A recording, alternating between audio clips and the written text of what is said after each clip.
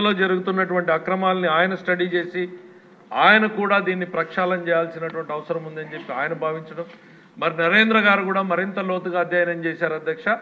నరేంద్ర గారు చెప్పిన ఫ్యాక్ట్స్ కానీ లేక బుచ్చయ్య చౌదరి గారు అన్ని వాస్తవాలు దాదాపుగా ప్రజల్లో నానుతున్నటువంటివే. ఇవన్నీ కూడా వాస్తవాలు అని అనుకోవాల్సినటువంటి అంశాలు అధ్యక్ష. నేను ఎందుకు కేర్ఫుల్గా మాట్లాడుతున్నానంటే అధ్యక్ష, కోర్టు ముందుంది కాబట్టి నేను ప్రభుత్వ ప్రతినిధిగా నేను ఇక్కడ మాట్లాడితే అదొక ఎవిడెన్స్ అవుతుంది అనేటువంటి ఉద్దేశంతో చెప్తున్నాం. అయితే తప్పకుండా ఏపీపీఎస్సీ ఇందులో అక్రమాలు జరిగాయి అనేటువంటిది ఆ రోజున ప్రతిపక్షంలో ఉన్నప్పుడు మేమందరం కూడా భావించాం.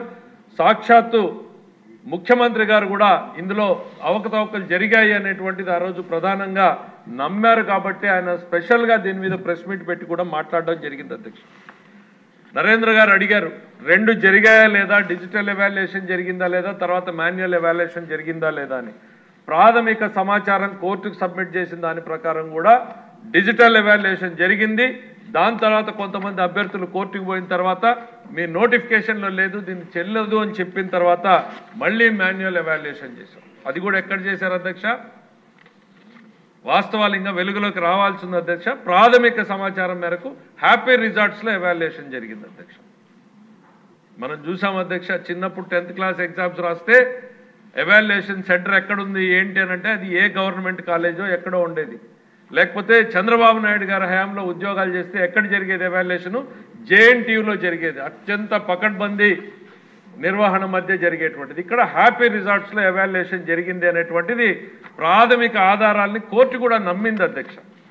అక్కడ జరిగిందా, ఎంత మేరకు జరిగింది అనేటువంటిది ఒక కమిటీ ఇప్పుడు ఎంక్వైరీ చేస్తుంది అధ్యక్ష. ఈ ప్రభుత్వం వచ్చిన తర్వాత మంత్రి గారు ఇందాక నరేంద్ర గారు చెప్పినట్టుగానే దీన్ని ప్రక్షాళన చేయాలన్నట్టు మా HR మినిస్టర్ లోకేష్ గారు దీని పట్ల ప్రత్యేకంగా అసలు బెస్ట్ ప్రాక్టీసెస్ కంట్రీలో ఎక్కడున్నాయి వాటన్నింటినీ స్టడీ చేయడానికి ఒక కమిటీ ముందు ప్రాథమిక సమాచారం కోర్టులో ఉన్నా కూడా ప్రభుత్వానికి అధ్యక్ష ఇక్కడ ఏం జరిగిందంటే ఏపీపీఎస్సీ రాజ్యాంగబద్ధమైన సంస్థ, అక్కడ వివాదాస్పదమైంది.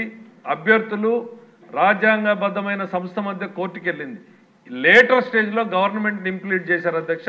ప్రభుత్వం బాధ్యతగా మన సైడ్ నుంచి గవర్నమెంట్ వచ్చిన వెంటనే ఒక కమిటీని వేయడం, అధికారులకు సీనియర్ స్పెషల్ సెక్రటరీ స్థాయి అధికారుల చేత కమిటీ వేసి దీన్ని వాస్తవాల్ని ఆగస్టు 31 లోపల ప్రభుత్వానికి రిపోర్ట్ సబ్మిట్ చేయమని చెప్పేసి మన హ్యూమన్ రిసోర్సెస్ మినిస్టర్ లోకేష్ గారు ముఖ్యమంత్రి గారి ఆదేశాలతో దాని మీద పర్సనల్గా మానిటర్ చేయడం జరుగుతుంది అధ్యక్ష. ఈ అంశం పట్ల ఈ ప్రభుత్వానికి చిత్తశుద్ధి ఉంది, సీరియస్నెస్ ఉంది. దీన్ని మేము సీరియస్గానే తీసుకున్నాము అనేటువంటి చెప్తున్నాం అధ్యక్ష. కోర్టు పర్యవేక్షణలో ఉన్నందున ఏ రకంగా ముందుకు పోవాలి అనేటువంటిది ఖచ్చితంగా ఆ రిపోర్ట్ వచ్చిన తర్వాత సభ్యులు CBI అడిగారు, ముఖ్యమంత్రి గారి దృష్టికి తీసుకెళ్తాం. ముఖ్యమంత్రి గారు వచ్చిన తర్వాత ఆ రిపోర్ట్ వచ్చిన తర్వాత అప్రాపరేట్ అనుకుంటే దాని సభ్యులు కోరిన రకంగానే దాని మీద చర్యలు తీసుకుంటాం.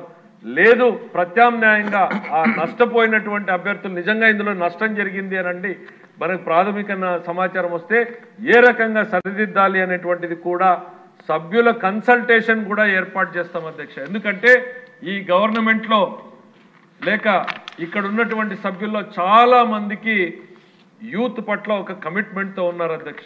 మీతో సైతం మొదలుకొని మీరు ఎప్పుడు మాట్లాడినా కూడా ఓపెన్ అడ్రస్లో మాట్లాడతారు అధ్యక్ష. Youth is the future of the state and nation అనేటువంటిది. మరి అదే రకంగా